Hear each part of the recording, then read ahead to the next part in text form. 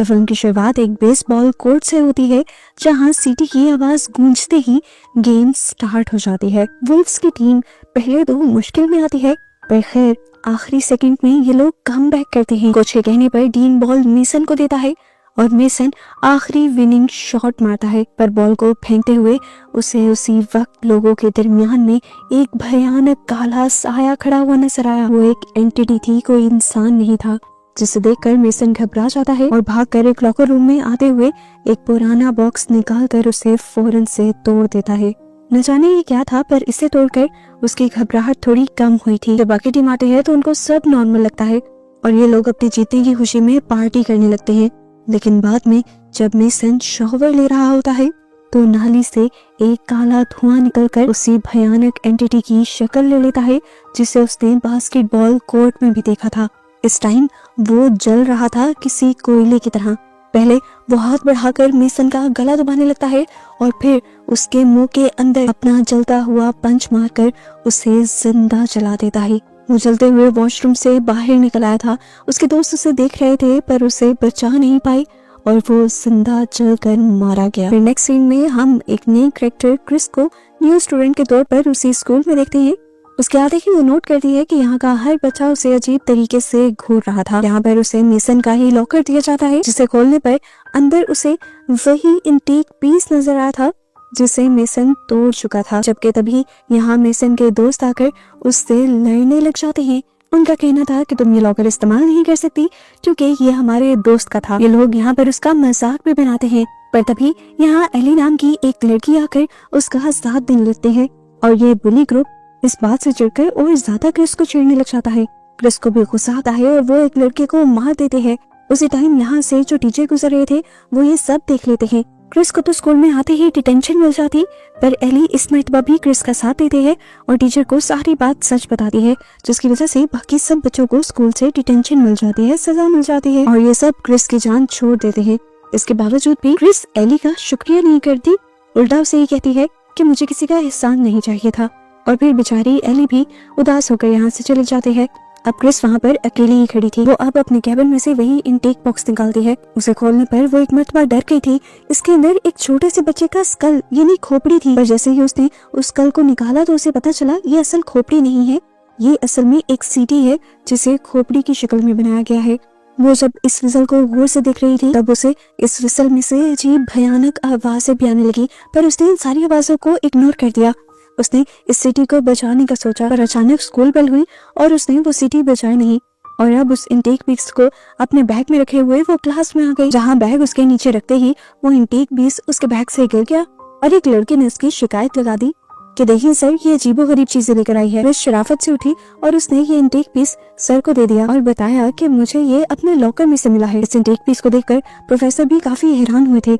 अब वो इसको एग्जामिन करने लग जाते हैं और सारे बच्चे उनके इर्द गिर्द इकट्ठे हो जाते हैं। मैग्नीफाइंग ग्लास से देखने पर पता चलता है कि उस पर लिखा हुआ था कुछ, वो लफ्ज थे काबा पिक्सल। एक लड़की फौरन उसे गूगल पर सर्च करती है और बताती है कि इसका मतलब है डेथ समन, यानी मरे हुए लोगों को बुलाना। प्रोफेसर इन सबसे कहते हैं कि ये प्रॉपर्टी स्कूल की है और इसे अब मैं रख लेता हूँ। जिसके बाद ये सारे बच्चे यहाँ से निकल जाते हैं और फिर जब प्रोफेसर इस इंटेक पीस की कीमत लैपटॉप पर चेक करते हैं तो वो हैरान रह जाते हैं, क्योंकि ये पीस हजारों डॉलर्स का था। अब ये लोग स्कूल से तो बाहर आ चुके थे, लेकिन तभी रे को रियलाइज होता है कि उसकी बुक तो क्लास में ही रह गई है। वो लेने के लिए वापस जब जाता है तभी हमें क्लास का सीन दिखाया जाता है। प्रोफेसर उस सिटी को बचाने के बारे में सोच रहे थे, क्योंकि वो ये जानना चाहते थे कि ये सिटी काम करती भी है या नहीं। जैसे ही वो सिटी बचाते हैं तो उसकी भयानक आवाज से यहाँ के शीशे तक टूट जाते हैं। प्रोफेसर ये नहीं समझ पाए थे कि ये सब इस सिटी के असर से हुआ है। उन्हें लगा कि बाहर वैसे ही कोई चीज टूटी है। वो जब ये देखने के लिए बाहर गए तो इसी टाइम रे अंदर आ गया। अपनी बुक उठाते हुए उसकी नजर भी उसी सिटी पर पड़ गई। वो जब सिटी को देखने के लिए टेबल के करीब गया तो उसकी नजर लैपटॉप स्क्रीन पर भी पड़ी। ये देखकर तो वो भी शौक था कि इस इतनी सी सिटी की कीमत हजारों डॉलर थी। खैर रे अब क्लास से बाहर निकल जाता है और हम बाहर देखते हैं कि इस टाइम क्रिस के साथ एक लड़का खड़ा हुआ था जो अपने आप को वैसे तो एक प्रीस्ट बताता है, लेकिन उसी टाइम वो क्रिस को ड्रग्स भी ऑफर करता है। ये देखते हुए रे को बहुत ज्यादा गुस्सा आता है और रे उसे मारने लग जाता है, पर नोआ उसे चाकू दिखाते हुए बड़ी आसानी से अपने आप को छुड़वा भी लेता है। क्रिस अब जब रे से इस लड़के के बारे में पूछती है तो वो बताता है कि सारे बड़े लोगों की नजर में वो एक बहुत अच्छा प्रीस्ट है, पर असल में वो एक ड्रग डीलर है। बच्चों को बाइबल पढ़ाने के नाम पे वो चर्च में लेकर जाता है और वहाँ उन्हें ड्रग करता है। तुम प्लीज इससे बचकर रहना। दूसरी तरफ क्लास के अंदर जब प्रोफेसर वापस आकर उस बॉक्स को खोलते हैं तो उन्हें अंदर वो विसल नहीं मिलती। असल में वो विसल रे चुरा कर ले गया था, जो शाम को वो अपनी पार्टी में सब बच्चों को दिखाता भी है। शाम तक बेचारे प्रोफेसर स्कूल में उस विसल को ढूंढते रह जाते हैं। इस टाइम स्कूल में बस एक ही आदमी था जो स्कूल की सफाई कर रहा था, लेकिन उसके अलावा भी प्रोफेसर को स्कूल में अजीबोगरीब आवाजें आ रही थी। इसलिए जब वो बाहर जाकर चेक करते हैं तो उन्हें गैलरी में एक अजीब एंटिटी दिखाई देती है जो लंगड़ाते हुए चल रही थी और उन्हीं की तरफ बढ़ रही थी। इससे पहले कि प्रोफेसर पहचान पाते कि वो इंसान नहीं है, पीछे से वो पियन आकर उन्हें अपनी तरफ बुलाता है और वापस देखने पर वो एंटिटी वहाँ से गायब हो जाती है। फिर इन चीजों को इग्नोर करते हुए प्रोफेसर वापस क्लासरूम में चले जाते हैं और अब तो उन्हें वो एंटिटी बिल्कुल अपने सामने खड़ी दिखाई दे रही थी। इससे पहले कि वो कुछ भी सोचते या यहाँ से भागते, वो एंटिटी बेदर्दी से उनके सीने को चीरते हुए अपने हाथ उनके सीने के अंदर स्टैब कर देती है और फिर उनके लंग्स को पकड़कर डुबा देती है, जिसकी वजह से प्रोफेसर के मुंह से एक ब्लैक कलर का लिक्विड निकलता है और उनकी वहीं पर बेदर्दी से मौत हो जाती है। दूसरी तरफ अब हमें बच्चों की पार्टी का सीन दिखाया जाता है, जहाँ पर अब ग्रेस के दिमाग में एक अजीब सा आइडिया आता है।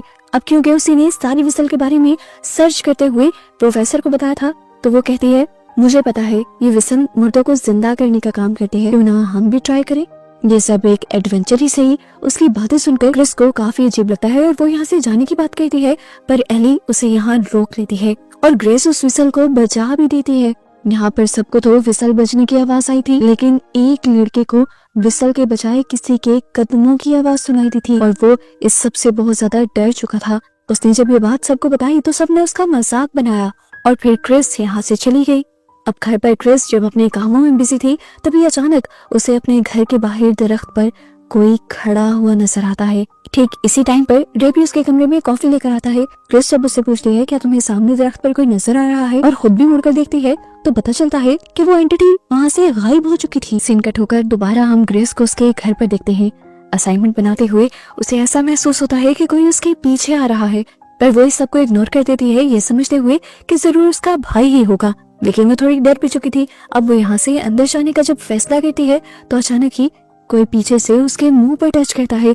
वो डर जाती है, पीछे मुड़कर देखती है, वहाँ पर उसका भाई ही था, लेकिन उसका कद इतना बड़ा नहीं था कि वो उसके मुंह पर टच कर सके और वो उससे काफी दूर भी खड़ा हुआ था। लेकिन वो अपने आप को समझाने के लिए दोबारा यही सोचती है कि जरूर उसके भाई ने ही उसे टच किया होगा। लेकिन उसके अंदर जाते ही हम दोबारा उसके पीछे किसी इविल एंटिटी को देखते हैं। खैर, अब अगली सुबह हम इन सब को स्कूल में देखते हैं।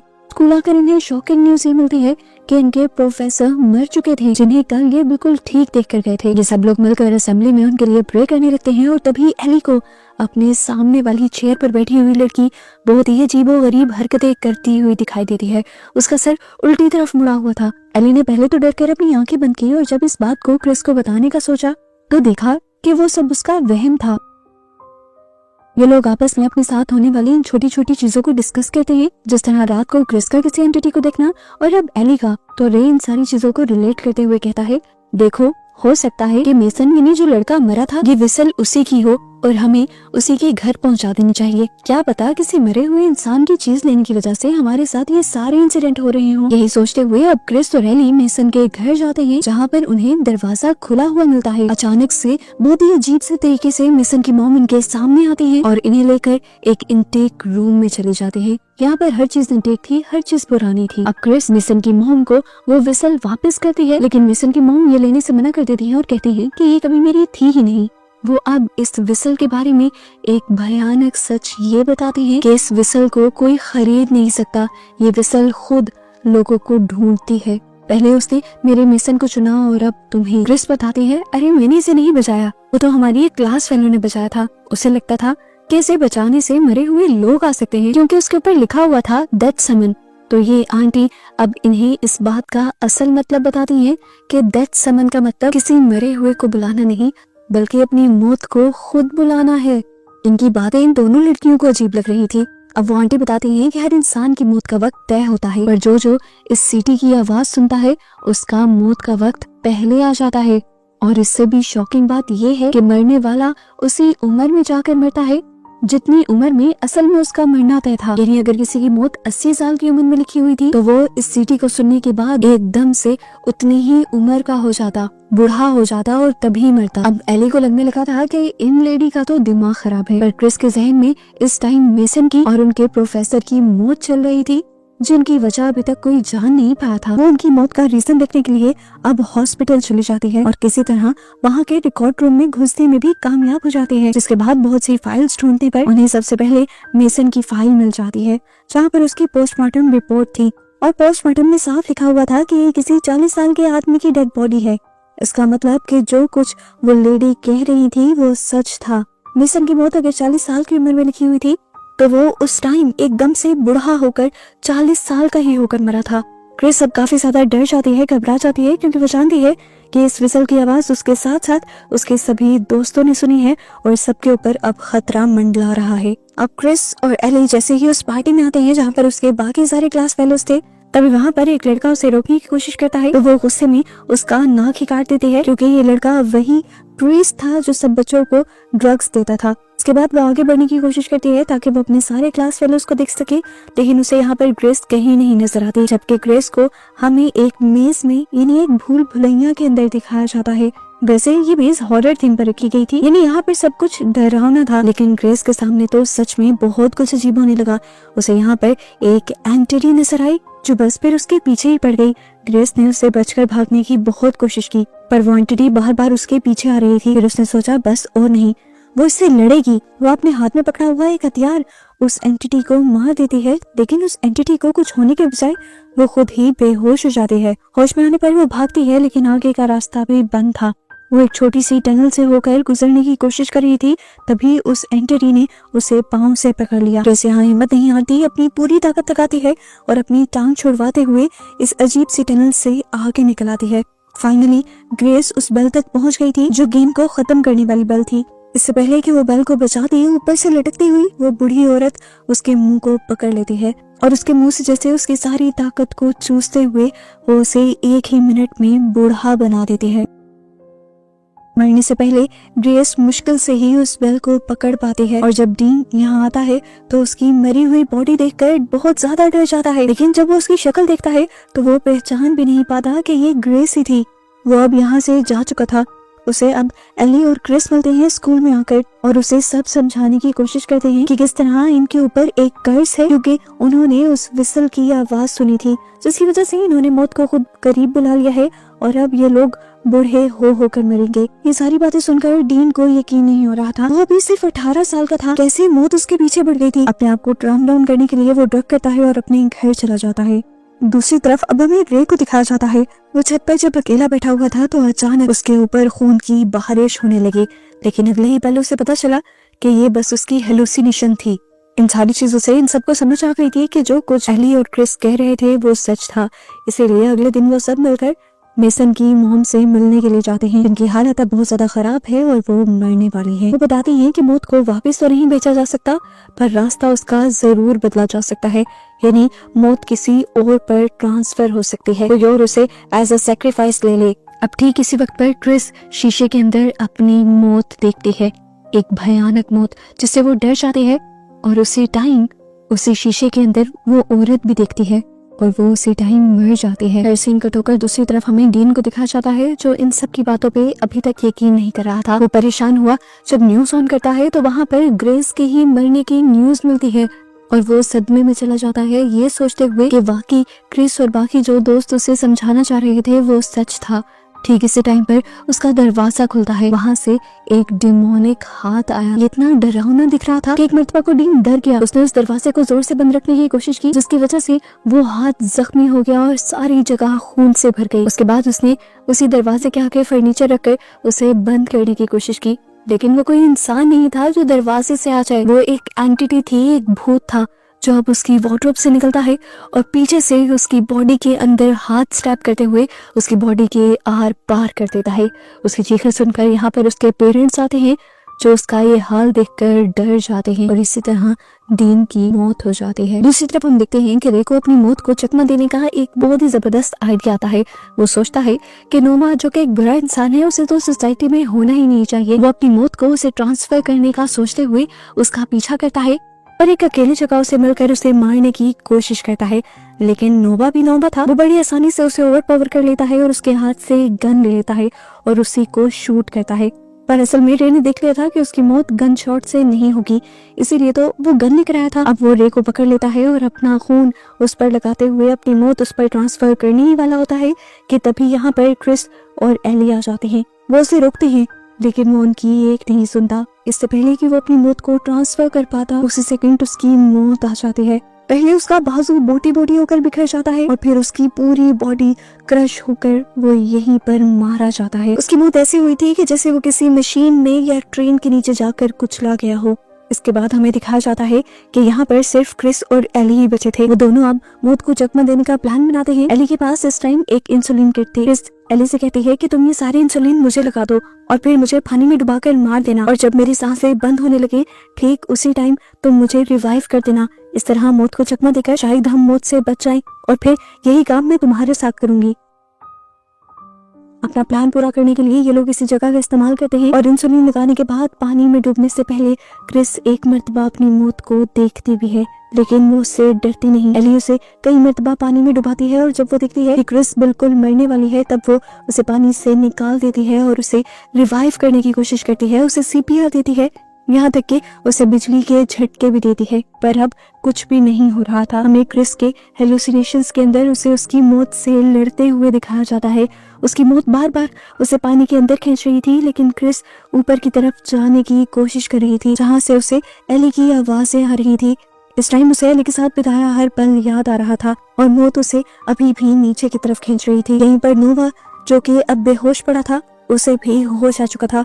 होश में आते ही वो इन तीनों को ढूंढने लग जाता है, इन तीनों को मारने के लिए, ये जाने बगैर कि उसका असली दुश्मन तो खुद ही मारा जा चुका है। अब वो शटर को तोड़कर यहीं आ जाता है जहाँ पर एली और क्रिस थे। वो यहाँ की लाइट को भी बंद कर देता है, जिससे वो इलेक्ट्रिक्यूटेड मशीन भी बंद हो जाती है, जिससे क्रिस को एली जिंदा करने की कोशिश कर रही थी। इस टाइम एली को अपने सामने अपनी मौत भी नजर आ रही थी, पर वो हारती नहीं है। वो हिम्मत दिखाती है और अपने हाथों से क्रिस का सीना प्रेस करती रहती है। आखिर क्रिस को एली की आवाज आती है और थोड़ी सी रोशनी नजर आती है। अपने ख्वाब में वो उस रोशनी की तरफ तैरती है और यहाँ असल लाइफ में वो सच में जिंदा हो जाती है। पर जिंदा होने पर क्या देखती है कि अब एली ही फर्श पर पड़ी थी। उसकी मौत उसे मार रही थी और उसका खून यही जमीन पर गिर रहा था। इससे पहले कि वो भी पूरी तरह मर जाती, यहाँ पर नोवा आ जाता है और गलती से एली के खून को टच कर देता है, जिसकी वजह से अब एली का डेथ कर्स यानी मौत का श्राप उसके ऊपर ट्रांसफर हो जाता है और अब एली के बजाय नोवा को सामने से अपनी मौत नजर आने लगती है, जो कि एक बूढ़े आदमी के रूप में थी। इसे देखकर वो डर जाता है और अपने हाथ में पकड़ी हुई गन से उसे ही शूट करता है, पर ये गोलियां उसकी मौत से टकरा कर वापस उसे ही लग जाती हैं और वो यहाँ तड़प तड़प कर मारा जाता है। जबकि इस सब के बाद नोवा और एली दोनों ही बच गए थे। खैर, अब सीन कट होता है और मूवी में काफी महीनों का वक्त गुजर जाता है। क्रिस और एली आज तक साथ हैं